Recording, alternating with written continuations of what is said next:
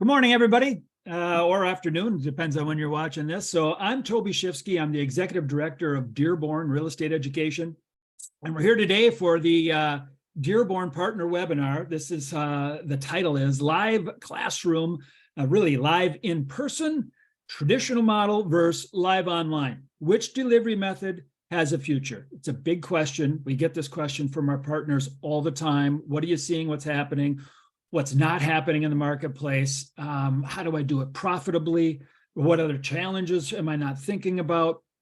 And we're going to cover all of that in about a half an hour. Now, obviously, we could talk about this all day long, but I'm going to hit some high points and I'm going to share what we're experiencing. It's no secret. We're also Kaplan Real Estate Education. I'm the executive director of that. And so we also run a school, and we do in person and we do live online. I'm going to share some of that information with you today so you can make better business decisions for your school. And once again, our goal is to make sure you're as profitable and that you are as happy with your business as you can possibly be. And in order to further that, you should know that today moderating is Chris Robinson, National Account Director for Dearborn. Chris is on. He can also be answering questions in the chat. So if you have questions, go ahead and put them in the chat. We'll try to get to all of them. Let's go ahead and jump in, because I think the burning question for everybody is what is really going on in education when it comes to live? It means a lot of things to a lot of different people. Let me just go ahead and start with really a quick question for everybody. I want to do a quick poll question, and I want to know kind of who's on here. Once again, all of our poll questions are anonymous, so nobody's going to see your name tied to your poll thing and your response, but I will share the response and results with everybody. So you get to kind of play along, see who's all on here today. We have a big number of people on here today. And I'm going to go ahead and start the first poll question. All right. So everybody, take a look at this poll question and answer it. If you're on your mobile phone, you might have to swipe to the next screen to get to the poll question, but I've just put it on. Answer it in the poll question. You don't have to put it into the chat. Go ahead and put it in the poll question, everybody. Which type of delivery does your school offer? Do you offer live in person? Do you offer live online? Do you offer both in person and live online? Or do you offer neither? I don't do either one yet. I'm thinking about it. I don't know which way to go. We're going to cover that a little bit too. All right, everybody. Oh, good response. Look at that. Lots of people playing here now today. I'm going to give it about 3 more seconds. 3, 2, 1. Here we go. I'm going to end the poll. I'm sharing the results. You guys should all be able to see this. Look at in person, about 15% of you, brave soldiers back into the in-person game. I like it. Live online, 9%. We haven't adopted yet. It's tricky. It's hard. It's difficult. All right. All those kind of things. We're going to cover what those are a little bit later. Both in person and live online. Nice. Look at that. So some said, if I'm in, I'm all in. I got to know where the students want to go. Where do they really want to go? What are they willing to pay for? And what can I do profitably, right? And then neither. How about that? You might get some answers today. 9% of you who said neither, you might get some answers today about where you want to go. All right, here we go. I'm going to stop sharing that and let's move on. All right, first, so you know, Dearborn, right? We're a content provider. We provide content in any way, shape, or form you need in order to deliver education to your students. So to us, it doesn't really matter which way you want to go. If you want to go in person, we're going to go live online. And so really today, we're just kind of sharing. And we're sharing what we're seeing, not only with our own business, but kind of hoping you guys will share also what you see to get some insights so that you can be bigger, faster, smarter, stronger about your business. All right, so let's go on. Live in person and asynchronous online. All right, that's you're still answering questions. I see that, Mark. All right, so Dearborn, 85 print books, licensing books, textbooks, CE books, also reference books, 85 different print books that you can hand to students. You can ship to students. You can do whatever you want to. We got Vital Source ebooks. So our platform we've adopted is Vital Source for our ebooks. Also available for immediate access. And new in first quarter of this year, you're going to see 10 ePDFs for national CE titles, which is instant delivery to your students through the platform. There's no more shipping books out. You don't have to do any of that stuff. And their ePDFs go right to the student. School access to instructor resources. Obviously, when you're doing live education, our books all come with instructor resources, PowerPoints, right? Outlines, teaching outlines, all that kind of stuff, which is invaluable, especially if you're in a platform, if you're live online or you're in a classroom, you're going to want something that students can follow along as a guide, a roadmap to where you're going.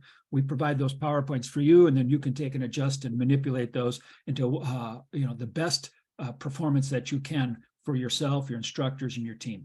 All right, let's move in. Here we go. The history of education delivery. I think we would be remiss if we didn't actually just say, how did we get here? And I've been in this industry for 20 years. This is my 20th year. Some of you I know, in fact, I'd love it if you kind of maybe in the chat, if you've been in the business for more than 10 years, love to hear how long you've been in the business. So let's do this if you can. But 44 years, Lynn, wow. Roger Watson with Watson Education. Love it. How about that? 44 years. You guys could get up here and teach this thing, would you? This is like, we should have you sitting on a panel.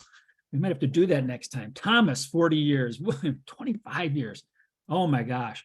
Home study, Pearl. Yes, I mean, home study means we ship you a textbook to the student. They read on their own. It's the first mobile education ever. It's a book and go anywhere on a beach and all that kind of stuff. Since 70 years this year. Come on, look at that. Adam Franks. Wow, this is awesome. So you guys have been in a long time. All right, so I'm talking to a lot of really seasoned and knowledgeable people. We've seen it all, right? So if we think about this, right? 1990s, almost all education's in person. Home study, right, gains traction. That's some regulators will allow textbooks to be sent out. Students are kind of on their own. They read them or they don't, but they got to pass an exam, that kind of a thing, right? All right, so here we go. Introduction of asynchronous online learning also comes in the 1990s, right? That's they said, gosh, if we could do home study, I could take the material, I could put it online. We can deliver it through this thing called the internet. It's a brand new thing. Al Gore invented it. It's a poke at Al Gore. But it's an incredible thing, right? It's these online courses, and we can administer the exams right there online if a regulator wants exams. RE Campus. Does anybody know? I've got enough seasoned veterans here. Does anybody know when RE Campus was actually introduced? I looked and looked and looked, and I couldn't find the exact year that RE Campus was introduced. If anybody kind of knows that, I'd love you to drop it in the chat. But RE Campus is our online platform at Dearborn, right? That's how we deliver content for you to your students. In our online courses. All right, in the 2000s, right? So I come into the business in 2002, really, but I really hit my stride in 2003. Live online is introduced as voice over PowerPoint. So it's mostly all in person or home study and a little bit of asynchronous coming in. And then this little tool comes out that says, gosh, we could deliver video, we could deliver audio. We tried video, but the video was really choppy back then. It was ugly, but you could do audio and PowerPoints. And it was being used in some higher education institutions, and we brought it into the real estate industry. And we actually built some of these courses and delivered it on the retail side of the business for about 5 years. So from like 2005 to almost like 2010. And it was a little fun, interesting, a little choppy, and it was pushed as a convenience back then. Like, you don't have to drive across town to come to a classroom. You can stay in your home and you can just take this course. The generally was only used for maybe supplemental education or education in states where the regulations were pretty lax. And so there's a whole thing about attendance, and there was a whole thing about poll questions. That was very, very limited. And so that was the first real stab that I know and I remember for any sort of live online. All right. The next thing is 2010s. And this part I'm sharing with you is with our Kaplan business. Nearly 65% of all of our education in the early 2010s, so 2010, 11, and 12, 65% is delivered as in-person education. So we did a bunch of asynchronous. We had kind of moved away from the little live online experiment we had done before, and we were delivering 65% as in-person classroom. That's a lot of, we did over 2,300 classes a year at Kaplan. And so that was a lot of live online, a lot of in-person education. In 2020, So this is, January of 2020, just before COVID kind of changes our world, right? 35% of all education is delivered as in-person. So between the early 2010s to 2020, it flipped for us. And I don't know about the rest of you, but if you were seeing stuff like that, love to hear, yeah, gosh, we kind of saw the same thing, but it was a move towards distance delivered, asynchronous education that was kind of pushing that move.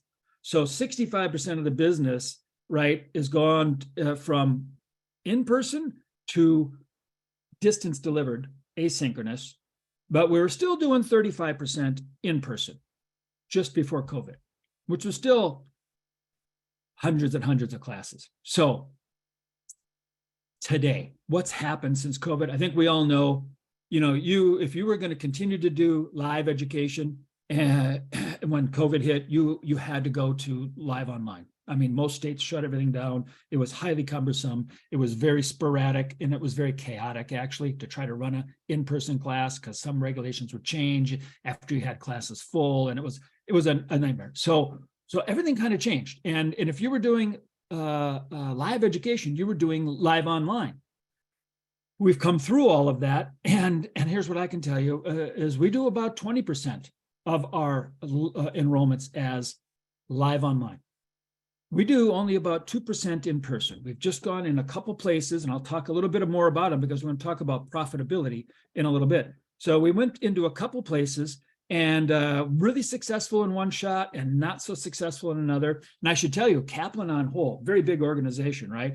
Test prep, ACT, SAT, all those kind of things. Most of those deliveries have all moved towards distance delivered stuff, even asynchronous delivered. But some of the headier stuff like the bar review, nursing, all those sort of credentialing and licensing education, they went back into in-person and struggled. Some made it and some struggled. So we're going to talk about why that is, and I'm going to share some of that with you. So as of today, my perspective is a live online is about 20% of our business, and 2% is in person at this point. So current models, what are they? Right? Let's just make sure we all kind of talk in the same language a little bit, right? Correct, Dave, you got that right. So home study, asynchronous, but self-paced. That's right. So in the chat, Dave had a chat for us. So what are we really talking about? In-person. Why is in-person still compelling? Right. Well, I know in-person was compelling when I had a lot of classrooms that we were renting that were sitting empty. In-person was very compelling because that clock kept ticking on the rent for in-person. And I know some of you probably still have classrooms, and some of you have learned to refill those classrooms, and that's awesome. But that was ticking. High, fast, big rates. We had big locations, big money. All right. So, but the pros of in-person was, and still is, high completion rates. When you come to a in-person education, you everything else goes on hold, right? I mean, it's kind of true for all live, but for sure, if it's in person, I mean, everything goes on hold. They turn your phone off. You can take a couple calls in between, each break that you have during the class, but generally life goes on hold. It's appointment education, and you're committed. The other cool thing about in-person, right, the pros is people tend to find a big bond in with not only their instructor or the school, but with other people in the classroom. There's kind of a social pressure that happens with in-person that gets people to show up. It gets them to come. It gets them to finish. It gets them to feel like they're part of something. It's brilliant. Don't get me wrong. I mean, that's the reason why when you sit down the first day of class, you take your chair and you look around, and you don't know anybody, but by lunchtime, you're kind of talking to people next to you. And, by the end of the day, kind of everybody's got their place. And what happens the next day? You come to class and your social order, your social place. You know how you fit in at this class and the school and with these people, because you go to the same seat you sat in yesterday. And if somebody's sitting in your seat, you kind of look at them like, hey, what are you doing? You're upsetting the order here a little bit. But the idea is there's a social connection that happens, social beings, humans, and that is one of the strongest draws for in-person education. What's another pro for it could be a differentiator today. Not a lot of people have gone back into in-person education. Not a lot. Many have, but not a lot. It may be a differentiator again. The same way, live online was a differentiator 4 years ago. People going into live online, like, hey, we got live online over here, not just in person. You don't have to drive across town. Well, today, in person may be a differentiator from the market. The cons, limited geographic area. That's it. You pretty hard to do in-person education if your school is centered out in an area with very small population. Generally, you have to be around very dense population areas because it's a numbers game. How are you going to draw enough people in, right? Location, location, location. Look at Pearl's right on it. So location, location, location. So, so that's the cons, limited geographic reach. And then the other cons, fixed costs. Generally, you're entering into an agreement to grab a classroom. Classrooms are not small; they're big. I mean, I've done it. I've leased out 30 different classroom spaces across like 13 different states, and there's a lot that goes into leasing a space and getting enough parking and bathrooms and build outs and organization. Now, many of you probably already have your classrooms. You may have even, if you're smart, over time as good real estate people, you've paid for them. The rent piece may be a non-issue for you. That's fantastic. That will help you with in-person education. But generally, rent and fixed facilities costs is where I'm seeing just a little preview as was really one of the biggest factors that are kind of the negative ding on in-person education, because it's going to really come down to costs in the end. And can you charge enough for it? So we're going to get into that in a second. All right. Current models. So there's one more in-person, I think we should kind of differentiate just a little bit, right? And the one thing I wanted to differentiate was large event. I would love to know if anybody does large event education. And what I mean by that is maybe you're doing education at your state association, your local association's doing a big convention and they want to do education there. They want CE there. That would be considered a large event. Or do you create your own large event? Are you doing a giant seminar business where people are coming in and you're filling a ballroom with 300, 400, 500 people? There was a day when that was very popular, and then for COVID, that went away. And here's it. The pros of that, once again, you get high completion rates, 90% plus, because you're in person. Differentiator in the marketplace. Hey, we're doing the big event. Come on down. It's a social thing, right? It's a huge differentiator. And the other big pro is, if you do it right, you can have windfall profits, huge profits, because it's once again, it's about filling. How many rows do you fill? There's so many fixed costs that go into it. And then the variable costs are pretty limited after you've got to pay for the room. You got to pay for the instructor. Really, the only variable cost left is maybe for, you got to pay Dearborn for a book. And so each additional person is just that small cost for the book. And so filling the back rows is huge. And if you've got a lot of back rows and big events, you can do it very profitably. What are the cons? Once again, limited geographic location. I would say for a big event, you got a little, in fact, I would love it if somebody wanted to say, gosh, for in-person education, the rule we used to use for regular classroom in-person education was you get like a 1 hour radius. But people within 1 hour drive will drive to your location to take education. And let's say it's a licensing course. That's about the max they'll do, because they got to drive an hour in and an hour out. If they really want in-person education, that's it. For big events, we would see a 2 to 2.5 hour ring. And we would plot it out and just check what's the population within that area, how many people need this, how are we doing? That's how we would plan it.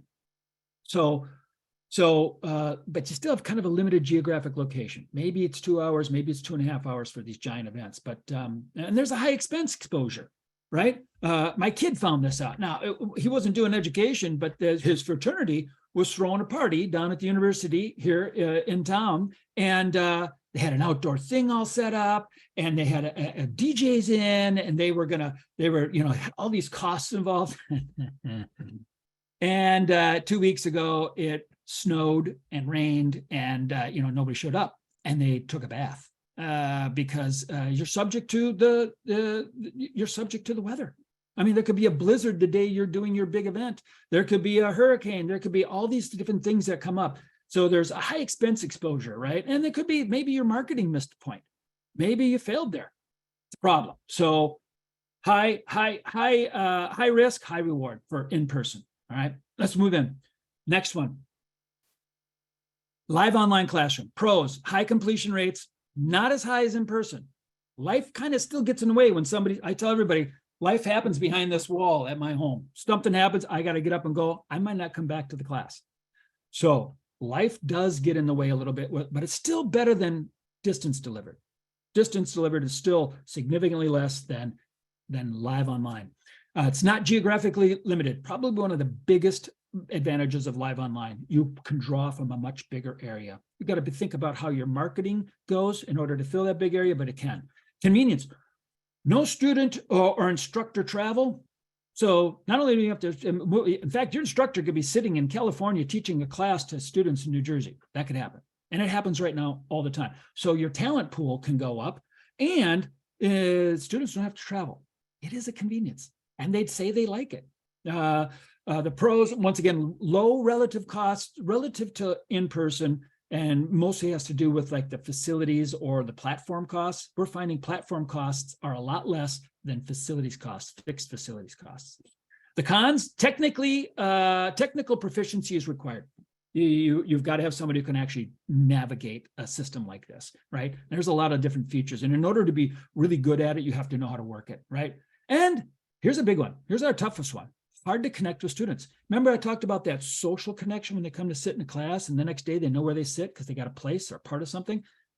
That doesn't happen with live online. You have to manufacture it. You have to really work at it. And that could be a lot of different things. That could be additional sessions. That could be group sessions, study sessions with students. That could be a forum, where people can go to a board and they can ask questions and answer questions 24 hours a day.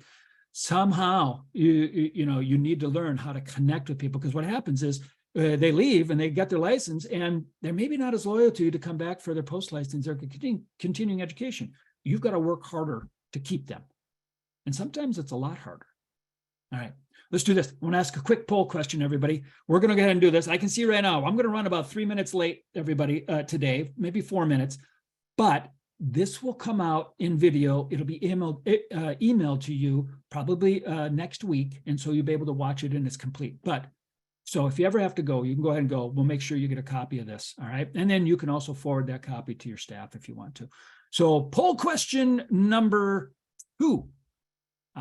Let's do poll question number 2. I'm going to go ahead and launch this one and read it to you as I've launched it. All right.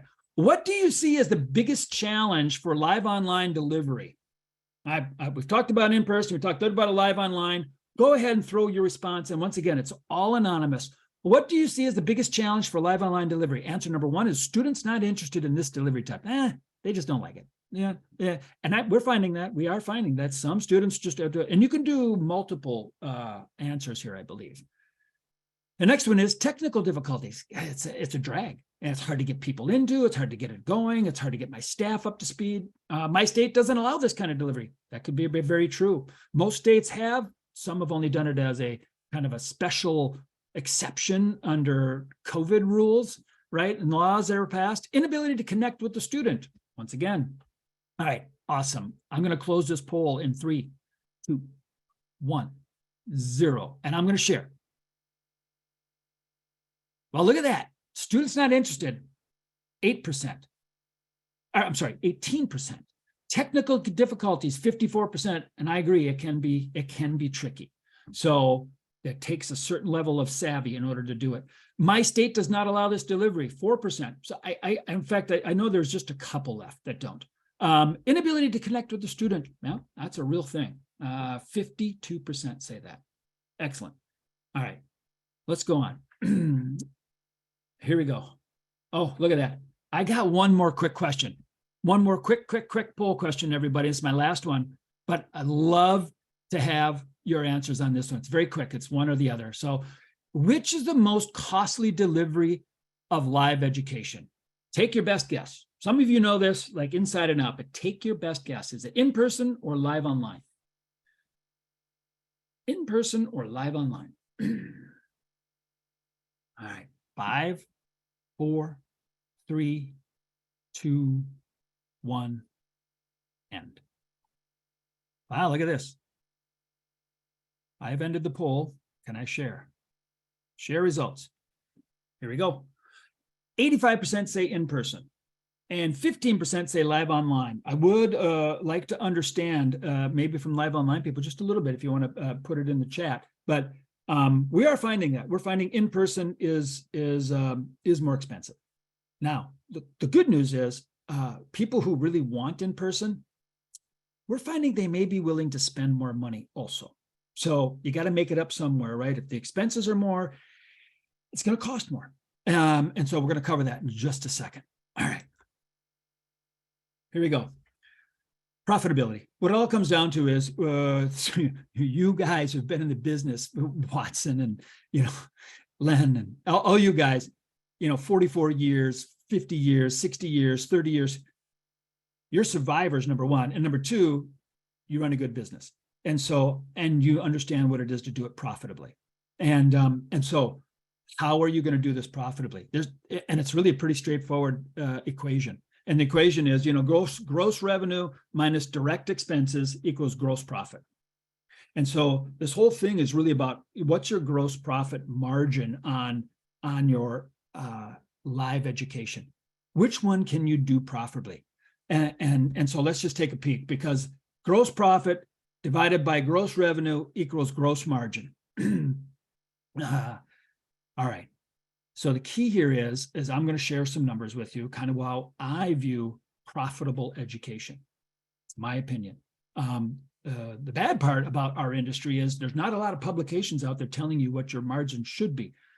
I'm just going to share what I've found over the years. And some of you might laugh at me. Some of you might go, hey, you're dead on. And some of you might say, maybe I've been running a little skinny. But here we go. What are direct expenses? Instruction, materials, rent. Direct expenses are the things that only happen if you actually run the class, right? So it's a direct expense in order to actually run the class. And so instruction is pretty straightforward. How much you paying the instructor?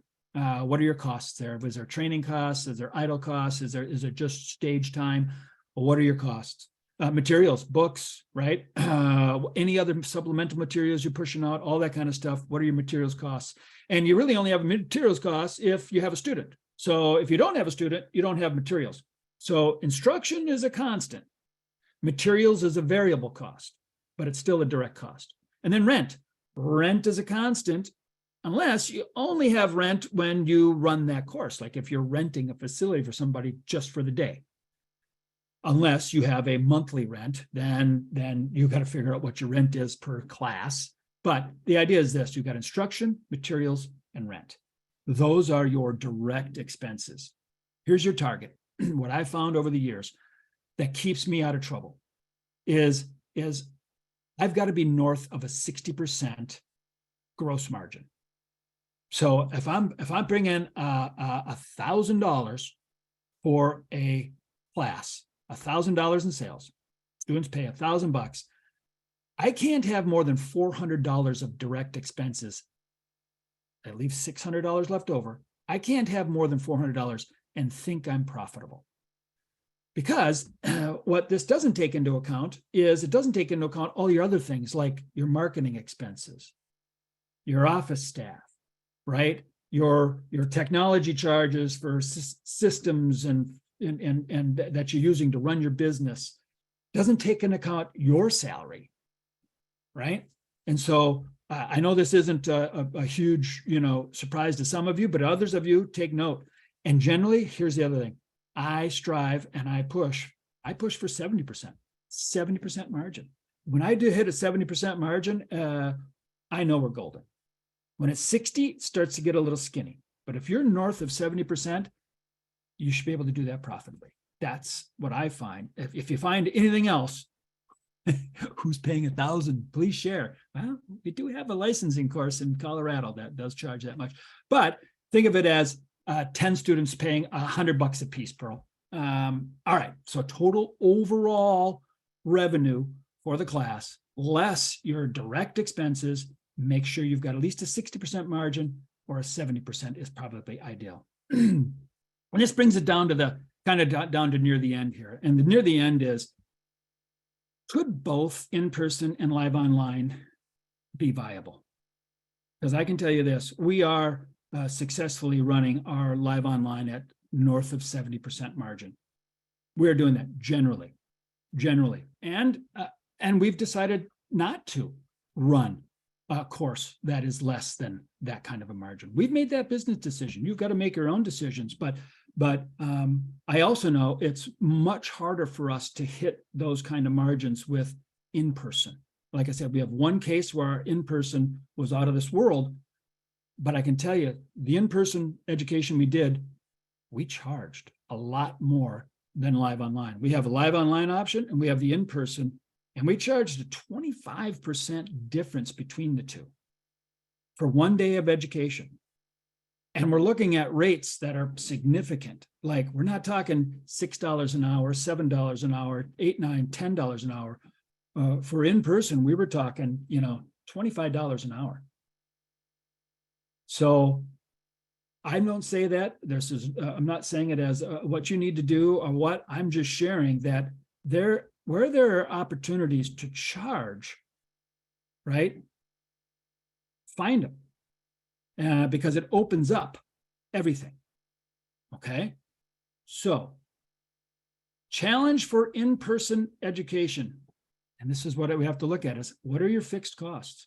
What are and limited enrollments eat margins. So with a fixed overhead for in-person education, meaning the classroom space, because think of all the costs that go into classroom space. Some classroom spaces are on a monthly or annual lease. Some classroom spaces require to pay HVAC extra and utilities extra, and maybe running on nights or weekends. So how do you actually have access to that facility? Some of you maybe have partnerships with somebody else who's paying for the classroom. Fantastic. You just take a huge chunk out of there. That can make in-person education very viable to pull that charge out.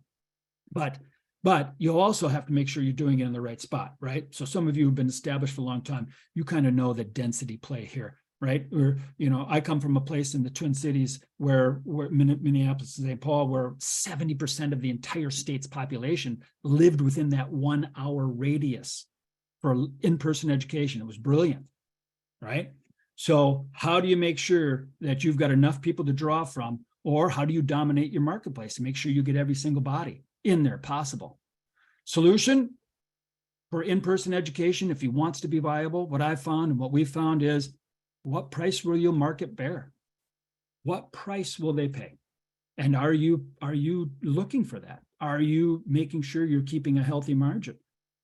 And will people pay that? And in some cases we found they have, and others we failed miserably. So there's a little bit of hit or miss, right? Oh, I love it. Patricia asked the question, does anybody use hybrid? Really good point. Does all the education need to be done in person? Or can some of the education be done asynchronously online or home study, and then also have in person or live online? We do find hybrid. So Patricia, we are looking heavy at hybrid. In fact, I believe we submitted for hybrid in a couple states, and we'll have options available for Dearborn partners soon. All right. Challenge for live online, video fatigue, hard to create loyalty. There is no easy solution for the loyalty. And we've tried everything, even down to discounting afterwards to try to get them to come back for and do. And it's a tricky thing. There's a fine balance between getting that loyalty back to you and them feeling like they're a part of what you're doing. And we do a lot of things.